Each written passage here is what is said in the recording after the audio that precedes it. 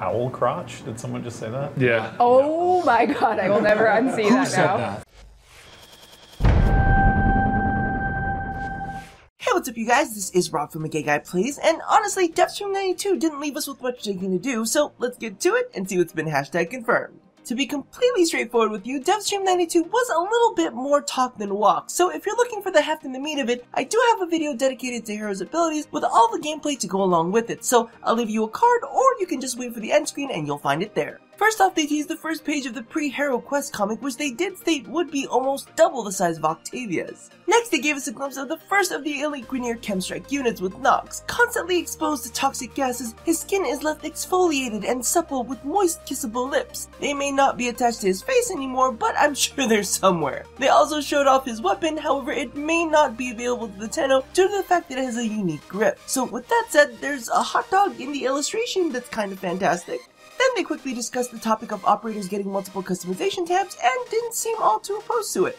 Following that, they confirmed that mission building will be a part of the Kingpin system. Apparently they are far enough along with that to almost have shown it on the Devstream, however the UI has yet to be created for it. Next up, they chatted about being able to have MAO pets with switchable parts, which led to a very interesting discussion about universal vacuum. Basically, they're conflicted internally because if you make everything the same, then there's no incentive to use anything different. Personally, you know that I love my Mycobots, and honestly, there would be absolutely no draw for me to use a Sentinel if it weren't for mods like Helios' Investigator or Cario's Ammo Case. I'm sure the same thing can be said for some people who absolutely love vacuum and wouldn't be without it. Moving along, they slipped us the fact that Tennogen Round 8 will be dropping next week, so get your wallets ready because we've got a ton of awesome stuff on the way, from a couple really sick Ember skins, Avara skins, Vault skins, to the Sandr that they previewed on Harrow that can now be customized independently from armor pieces. All of you fashion framers rejoice! Now, of course, Tennogen is always better when paired with Captura, and today they unveiled the group Captura mode. Basically, you enter Captura with the group, the host controls the flow of time, but everyone controls their individual cameras and settings. Honestly, I feel like this is just gonna be a bunch of screaming matches on Discord. I said jump now, not in 3 seconds from now.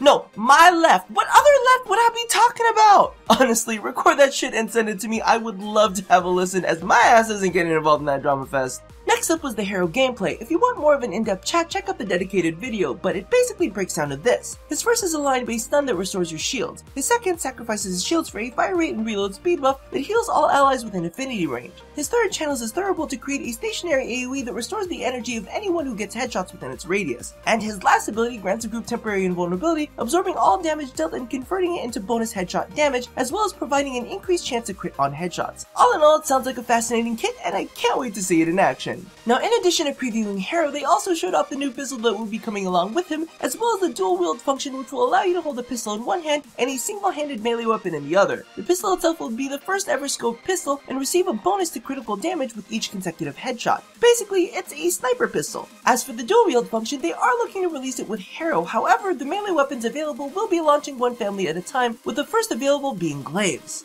Now, after this, there were just a bunch of random viewer questions, and the last little bit, of course, was the live trade chat filter, which, as we all know, is going to be absolutely fantastic. And also, apparently applicable to all chat tabs. And that about does it for this episode. Let me know if you are excited for dual wielding, because to be honest with you, I'm really not like all that hyped over it, especially not as much as the next batch of Tennogen, which is honestly blowing my mind right now. And can we talk about the UI assets for Harrow and his pistol? Is it me or are they stepping up their game? Regardless, let me know how you feel in the comments below about what's been hashtag confirmed. So thank you all for watching this episode. If you haven't already caught it, be sure to check out the dedicated Harrow gameplay video, as well as the pinned tweet that adds more details about his ability, and also my 2-hour extended solo survival with Octavia.